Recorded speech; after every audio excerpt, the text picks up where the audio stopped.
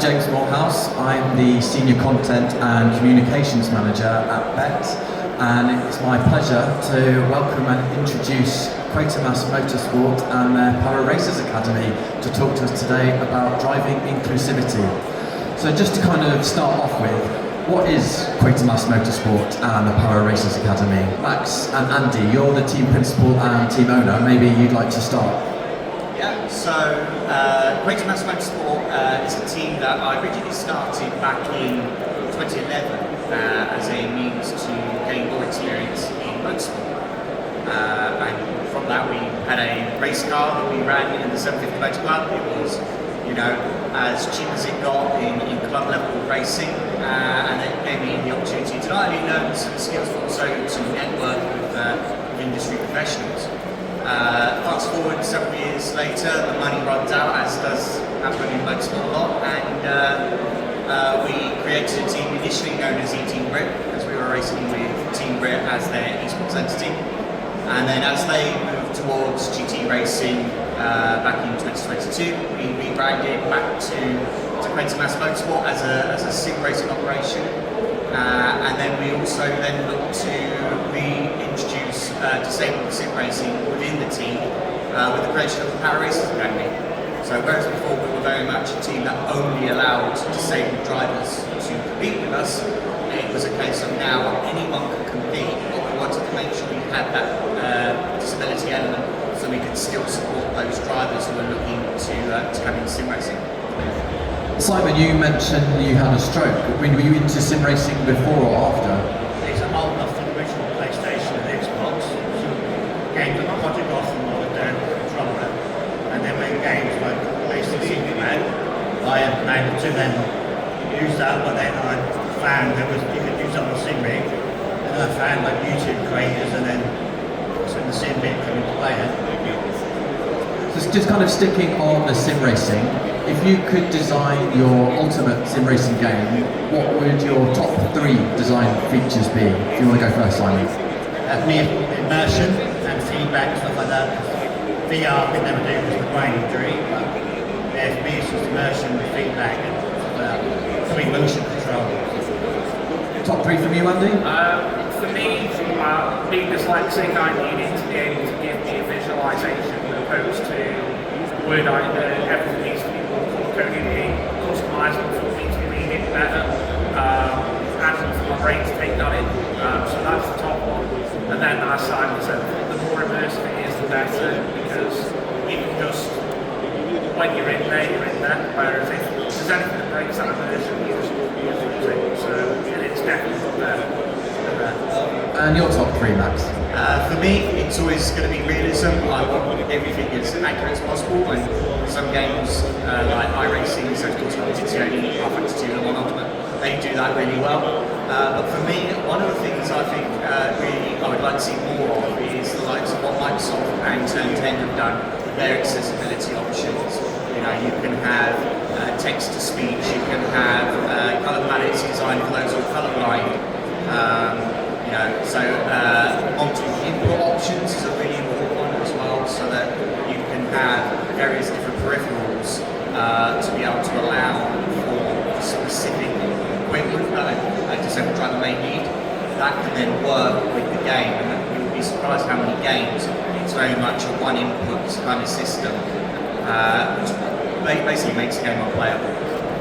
So obviously Quatermass Motorsports and Para Racers Academy are for people with disabilities and neurodiversity. Max, would you like to talk a bit more about your lived experience and why that fits with what you're doing? Yep, so I am on the autistic spectrum. I was diagnosed with Asperger's syndrome in 2004, and one of the frustrations I always had growing up was nobody wanted to give you an opportunity. It was always, oh, we're not really sure if the insurance will have you, and when you're 15, 16, 17, you don't really realise what it is, but it's basically point blank discrimination because of my autism. And so I never really got those opportunities growing up. There were 1 or 2 people who did give me that. You know, there are teams like Public Kid Racing, Nico Sebastian Ferrari, a couple of people I always want to mention because they did give me that opportunity. And so really for me it was a case of getting fed up with nobody's going to give me the opportunity, I'll make the opportunity. So hence how the team was formed. Andy, how has your lived experiences affected both your life and your interest in setting Quatermass Motorsport up? Yeah, I mean, obviously I joined the team as a driver, and then Max sort of fit to promote me to the time team manager, now team principal. For me as a dyslexic, it's been very hard for me to adapt, especially with I used to be in the Royal Navy, so learning to adapt that to a lot of my learning, I can now put that into working with disabled drivers that who are neurodiverse like myself and more physical disabilities. And for me, what it's taught me in my life, it's taught me is there's never one way to do it.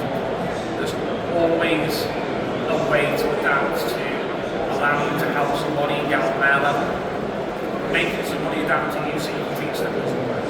Going down to their level and moulding yourself to them helps them develop a lot. And that's the main thing that I've learned, and it's what we, as the power racing category, is what we are aiming to do. It's not to mould the disabled driver to us and learn from us, it's to mould us to them and the community as a whole to them so they can feel included, and that's the main thing. And Simon, we've talked about your stroke briefly, but that's not just the only part of your story. You've got quite a story to share if you'd like to kind of just bring us up to date with your journey so far. 2015 I had a bad box accident, so I lost one of my shoulders. This is titanium in reverse. So steering's an issue and strength. And with the stroke leaves, when you leave hospital you had no motor skill or speech or talk or walking and stuff. So I used the standard things you get from the hospital, picking up coins and stuff. And I went, yeah, but I want more than that. And then they saw I had a start by sitting maybe in the front room.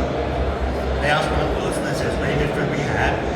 It's opened up the minefield of me, just get flying, and I can then prove to myself and others that I'm as quick as a normal body person. My life is based on muscle memories, things like endurance racing is perfect for me. To keep on progressing. So you'd recommend sim racing as a valuable tool for people wanting rehabilitation? Yeah, doctors, even in America they use VR for stroke rehab. For me that's too much, but using everybody but the same, don't build to two people the same when it comes to stroke recovery.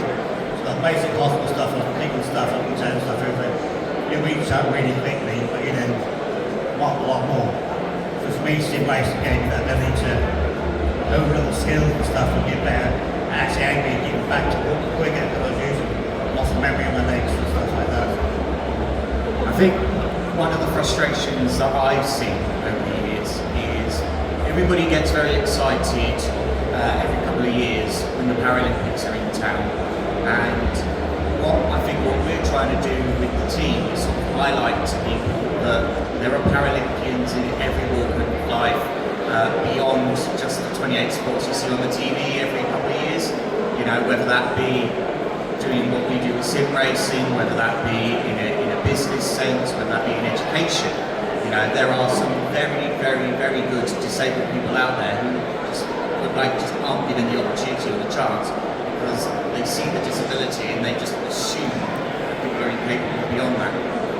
Well, you said the E word, education, and we are at an education and technology event. What advice would you give to educators about sim racing? It's not just playing video games. There is so much more nowadays, particularly not just in sim racing, but esports as a whole. It's working in a team, it's problem solving when we prepare for a race. It's not just turn up on the day and do a race. We're probably, if it's something like a 24-hour event, we're probably preparing 2 weeks ahead of it, because, we need to prepare the car, we need to set up the car, we need to work out our strategy, we need to make sure everybody's in where they need to be at that right point. Andy's probably in a better position to sort of explain that.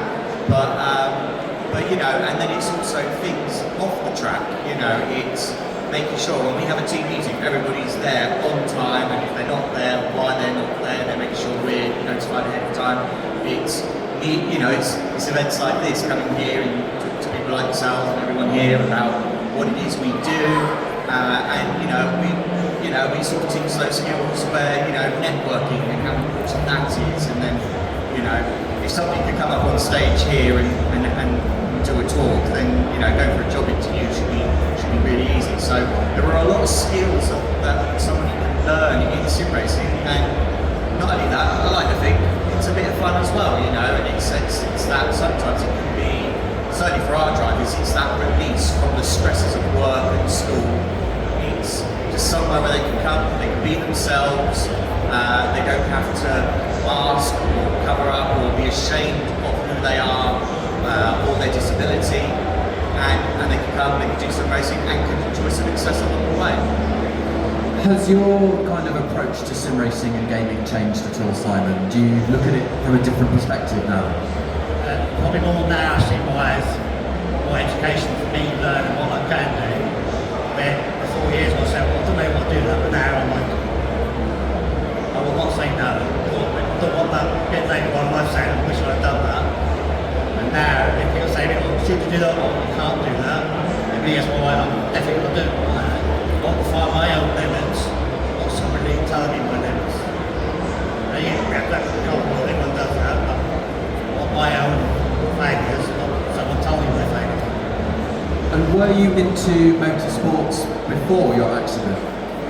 Yeah, I was in track days and car days, and all like sightseeing in cars. So that stops, and then I go back into the sim stuff. And Andy, do you find the people that come to Quatermass, are they into motorsports, or is that something that they have developed recognising the potential that it has? I think it's the nature of what we do. Most people that join the team have some interest in motorsport, just because of the nature of we're a sim racing team, so that nature is very much the initial spark for people to want to join us. But that being said, it can blossom and develop there. There's a lot of people that don't see as many. Most people will say, we don't Formula Ones. It's out there, everyone sees it. There's a lot of sports people in motorsport don't know about it. And through sim racing, you can see that. You've got touring car, you have British touring car, European touring car. People that, when they join into our team from an iRacing movie, which is the main sim we run on, the first cars that you start to learn the trade in are sports cars. They're not your GT3s, they're not LMP2s, they're not GTP cars, they're not the big race cars, they're road cars adapted to be on the track. And that then, from people driving, okay, well how can I learn how this car drives? Well, we can teach you. Also, if you want to see it in real world, you want some visual reference, here's this series you can go on. And that then gets people interested. We attend sections like places like here, where we've got a lot of people on the motorsport side of things. You go there, you see a lot of diverse motorsport, but then you might see, let's take for example the European Truck Series. Not a lot of people know people race trucks. What you see, what's that? Sparks your interest. And then we've got people in the team that have that interest, that can learn and teach people that have that interest. So it's very much, people will probably come in with the universally known sports, but as they're in with us, they develop. And I think that helps them then see there's more to the iceberg. That's how I think it develops. And also, how do people find out about what you're doing? I mean, do they approach you, or is there a kind of age range where people might be more interested in finding out more about racing? We've got several different avenues that we potentially link through to us. So we do promote ourselves, and we do get a lot of drivers coming to us through that. We have links within the motorsport community where if a Esports team or a real life team of novels in a driver that's interested in motorsport, in Esports, or an able-bodied driver that's interested, they can direct them our way. They have our contacts, we've got our contacts. So there's a lot of referral, there is a lot of promotion from us to say, this is what we're doing, please come and join us. We're not, yes, we are about inclusivity from a disabled driver's point of view, and that is very much what we do. That doesn't mean that if you are an able-bodied driver and you want to join us, that's not a stop either. We are very much an inclusive team who will draw anybody to them, and the community is open to anyone. You mentioned inclusivity, but of course, motorsports and tech is expensive.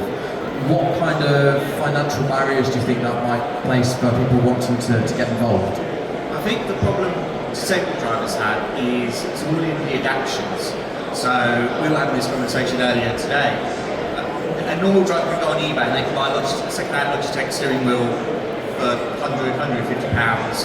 And if they've got a relatively half-decent PC, they could be up and racing for under £500.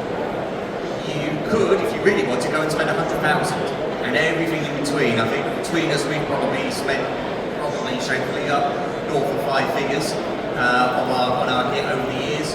But the challenge is it's that adaptation. It's I've got to buy kit, I can't just buy any kit, I've got to buy something relatively high end to start with, then I've got to adapt it, and the costs that come with that can be quite prohibitive because a lot of it is bespoke.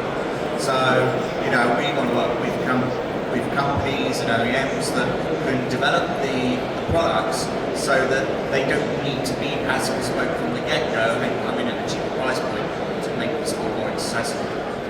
And Simon, you mentioned about how this has supported your own personal rehabilitation, but have you developed any new skills? Applying more patience and stuff like that, where before I was off as quick as I can in the race on the first lap, now consistency and stuff like that. So it's then transferred to normal life. And for neurodiverse students, Max, what new skills and opportunities do you think sim racing can offer them? I think sim racing, what you'll learn with that as a neurodiverse driver is that there are skill sets that particularly autistic people have that will be really beneficial to sim racing, but also there are times where we have drivers say, oh, I can't do that because of X, or I can't do that because of Y. You're preaching to the converted. We know what those challenges are, and we know you can get over them. We're going to help you get over them. So I think that's where we come in, is we offer a shared lived experience. So therefore, there are times when it's motor racing, it goes wrong, and it's learning how can that driver cope with the situation unraveling. We've had a car in the wall, we've had an unscheduled pit stop, we were leading the race, now we're down in fifth, how do we get back up there? And it's learning those techniques about keeping calm, consistent, don't overanalyze, don't overthink things. Sometimes you've just got to accept the situation you find yourself in and try and, it's a case of damage limitation. And if they can learn those skills with us, when things go wrong in their normal lives, they're better equipped to be able to deal with those problems. And Andy, when you're training new drivers, what does that involve? And Simon, maybe you'd like to talk about how you first started getting involved as well in competing. Yeah, I'll go for this side. For me, I saw advertised a para cabin on social media, and I'll either get them because my mindset is that winner, and I got accepted. It's great. I'm doing the 12 parts, and for me, it's learning with Andy and Max and the rest of the team how you work as a team and as a group, and learning how track will work with you and setups and stuff like that. How you transfer that across to real life. And it's not just the drivers learning from me. I learn from the drivers as well. So, for example, we've just done the Daytona 24-hour. There was 6 of us in the car over that period. 2 of us awake for the full 24 hours. Me and Simon did the graveyard shift, so we were awake all of it, essentially. But I learned from them how, as I said before, how to monitor them and how to help with training. Training, we have at least 6 hours of practice every week. It's geared towards what we're running in. So, for example, we've got drivers running 3 different championships currently on Tuesday, Wednesday and Thursday. So the training is built, okay, where are you? Let's see what we can do. Let's help. But that also is open to every driver, even if they are in the championship. Come on, let's refine the skills, right? Okay. And every month we have a sit down and a chat individually, as me and the driver one-on-one, if you will. We talk about how things are going, what do they want to learn from me, how can we then build that training session that we've got, let's say on Monday. Okay, let's set some goals in that session. What do we want to see? If they want a 10 for 2 tenths at the track, okay, let's do that. Let's run the laps first, let's see where we are. Okay, now let's use the data we've got. Where can we shave time off? What can we do? What works for you that I can suggest that will then help? And it's like I said, it's about molding to that person, because as Simon said, no two drivers are the same, no two disabilities, even if it's the same disability, is the same. And that's the important thing, is remembering that and learning from it. Sadly, we're running out of time, but I'd just love it if I could get kind of one key thing that you would like to get across about why sim racing and Quatermass Motorsport is so important. Simon, can we start with you? For me, it's inclusivity. So you don't say no. People may say you can't do that, but find your own limits. As I've said, it's a home for people like us that, like Simon said, need a home. And I think for me, it's a case of people maybe looking at us and what we're doing. I would say, whether you're disabled or not, don't just think that because we're a sim racing team, you have to be a driver to get involved. You know, whether you've got a skill set that can help us, whether it be PR, social media, sponsorship acquisition, you know, those are all skills that we vitally need as a team to be able to thrive as a team. And you know, we all do this in part-time. You know, we all have full-time jobs alongside this. But you know, we also say to companies that if you want to get involved, don't just think because we're looking for sponsors or we're necessarily looking for cash pound notes. You may have an interactive service we can make use of, but we then want to work with you to find ways that we can support your business to integrate people or make your products more accessible. So, you know, there's always a lot to be gained from working with organisations such as ourselves. Well, Max, Andy, Simon, it's been an absolute privilege to have you on the stage talking about your journey with us today. And thank you to British Esports Federation for hosting this session for us. Thank you very much for coming. Thank you very much. Thanks for having us.